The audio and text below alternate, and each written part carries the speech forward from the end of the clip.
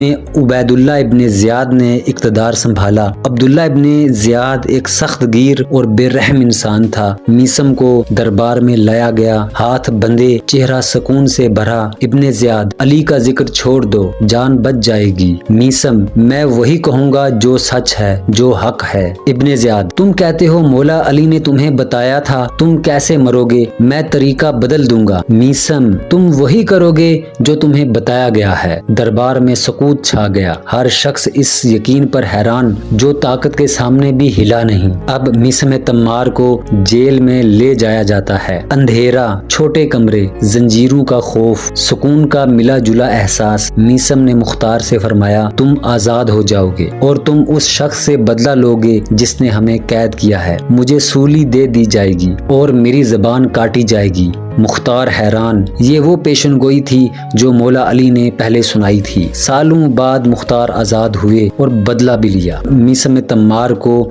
सूली दे दी जाती है। मीसम आखिरी लम्हे तक मौला अली के फजाइल बयान करते रहे। हुक्म आया कि इनकी जबान काट दो। पेशनगोई हर्फ बहर्फ पूरी हुई। अब जनाब मीसम सूली पे लटके हुए हैं।